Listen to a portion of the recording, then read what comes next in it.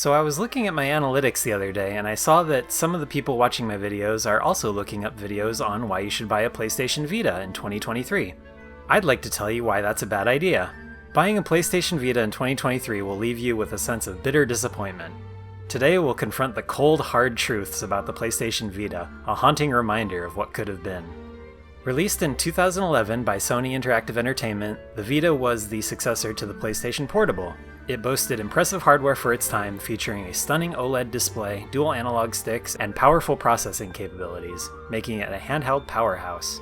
But I'm afraid there isn't much of a reason to buy one of these things in 2023, unless you're the most enthusiastic of collectors. Here are 10 reasons why.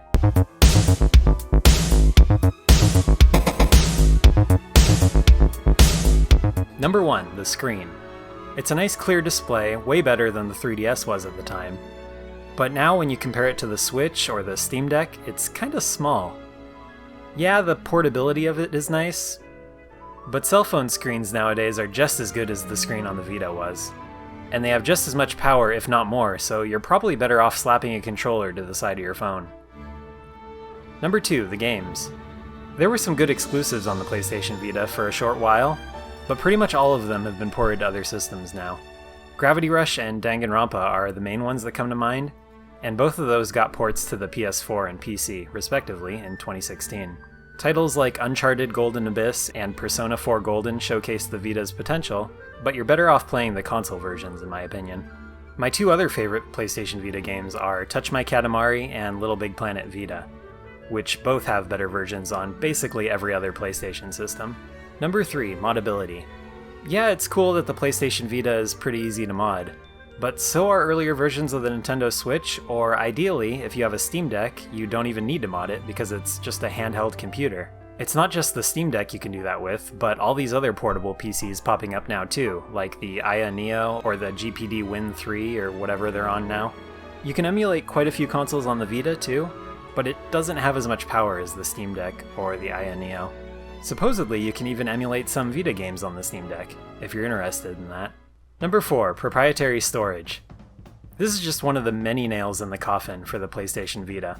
Not only did Sony mostly drop support for it just a couple years after it came out, but you had to buy a specific memory card for the thing, when everything else at the time was using microSD.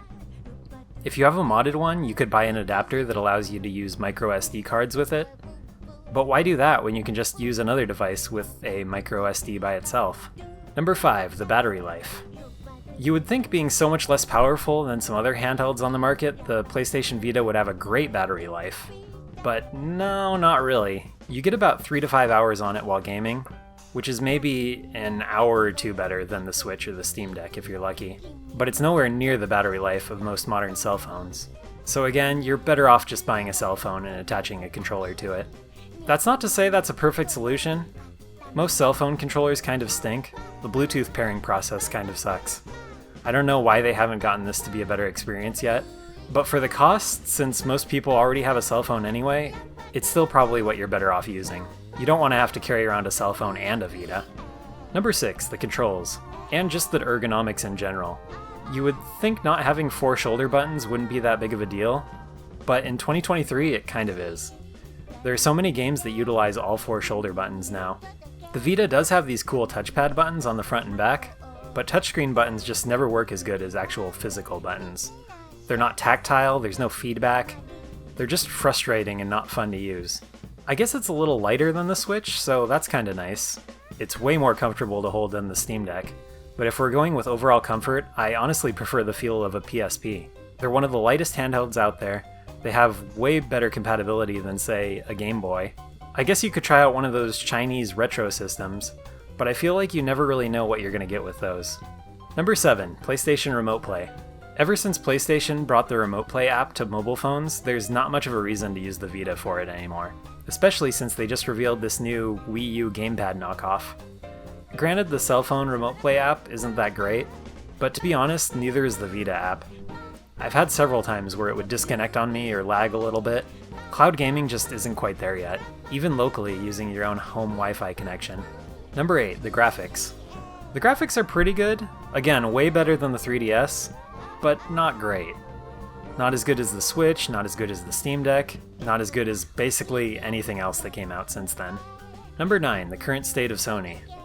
This may be a little more biased than the other reasons on this list, but I feel like Sony just isn't in a good state right now. Almost all of their best games are either multi-platform or have been ported to the PC or other consoles. If Sony continues that trend, I don't see myself buying another PlayStation console anytime soon. And this is coming from someone who's had a PlayStation 5 since day one. There have been like 2 or 3 good exclusives on the thing that have made it worth playing, but everything else I'd probably be better off playing on PC. Number 10, the price. The PlayStation Vita is still pretty expensive, ranging everywhere from $120 to $220 on eBay. Just use something you already have. Even if you don't have a decent PC or mobile phone or portable PC, for the value you're still better off buying one of those rather than a PlayStation Vita. Let's say maybe the Vita is the only thing you can afford. It's probably going to be the cheapest out of all those. Then just maybe I'd say go ahead and get a Vita. But even then, that's only if you feel comfortable modding the system. That's the only way it would be worth it. All that being said, the PlayStation Vita was an excellent console when it first came out. It was way ahead of its time, particularly when you compare it to the 3DS that launched just before it. That was the same thing with the original PSP. It was way ahead of the Nintendo DS as far as technological advancements go. Honestly, you might be better off buying a PSP in 2023. I think it had a better physical game library with things like Kingdom Hearts Birth by Sleep, Final Fantasy VII Crisis Core, Metal Gear Solid Peace Walker, and I don't know, I just think it's more comfy. The Vita just doesn't have the staying power that some other retro consoles have had. Basically everything that's come out since then has made it obsolete. But that doesn't mean that we should forget all about it. Gravity Rush, Danganronpa, We Touch Katamari, to Touch My Katamari. The Vita had some great games. It just didn't have enough of them. And when it comes down to it, that's by far the most important thing when it comes to a gaming device. Because of this, the PlayStation Vita had an unfortunately short life, and I don't think there's any reason to go digging up that grave in 2023. But maybe you disagree. If you do, let me know in the comments. Thanks for watching!